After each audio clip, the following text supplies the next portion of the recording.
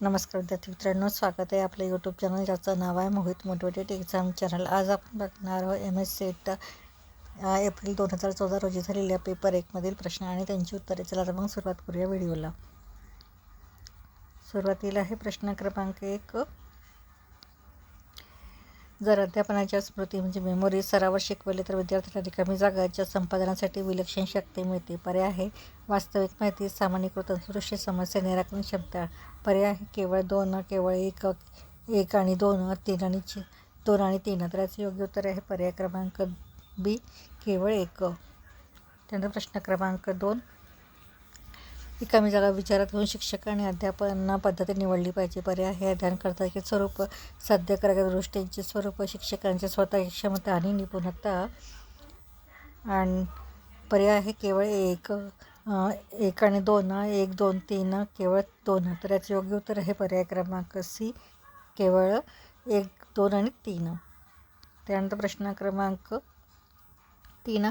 प्रतिभावंत विद्यार्थ्यांचे मुख्य वैशिष्ट्य काय असते? पर्याय ते अंतर्मुखी स्वरूपाचे असतात, ते त्यांच्या साध्यांवर अवलंबून असतात, ते बहिर्मुखी स्वरूपाचे असतात, ते त्यांच्या निर्णयामध्ये स्वतंत्र असतात। तर याचे योग्य उत्तर आहे पर्याय क्रमांक डी, ते त्यांच्या निर्णयामध्ये स्वतंत्र असतात।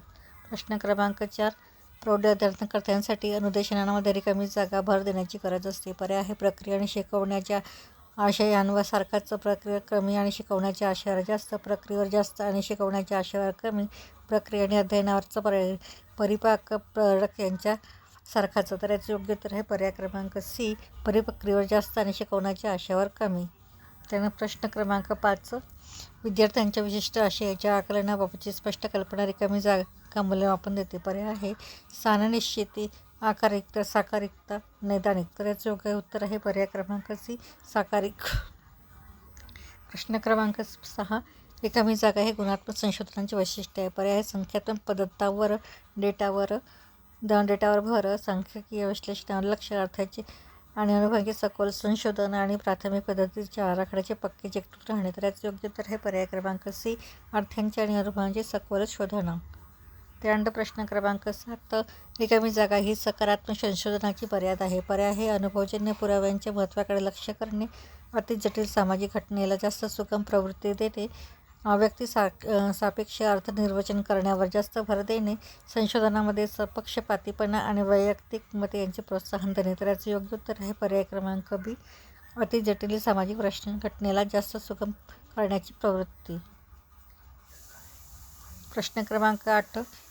रिकामी जागा याला शैक्षणिक लेखनामध्ये उद्धरण असे म्हणतात। पर्याय आहे लेखकाच्या वैयक्तिक अनुभवांचा संदर्भ, माहितीच्या मूळ स्रोताला योग्य तो ऋणनिर्देश म्हणजे क्रेडिट देण्याचा मार्ग, कथन वाढविण्यासाठी जोडलेला एक काल्पनिक मार्ग, समर्थनार्थ पुराव्याशिवाय समाविष्ट केलेले वैयक्तिक मत। याचे योग्य उत्तर आहे पर्याय क्रमांक बी, माहितीच्या मूळ स्रोताला योग्य ते ऋणनिर्देश म्हणजे क्रेडिट देण्याचा मार्ग।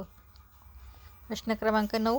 रिकामी जागा प्रकारच्या संशोधन वर्तनामध्ये फसवा डेटा तयार करणे किंवा खोटा डेटा तयार करणे समाविष्ट आहे। पर्याय आहे साहित्यिक चोरी किंवा वाङ्मय चौर्य, बनावटपणा, चुकीचे अर्थनिर्वचन, पक्षपाती नमुना निवड। तर याचे योग्य उत्तर आहे पर्याय क्रमांक बी, बनावटपणा।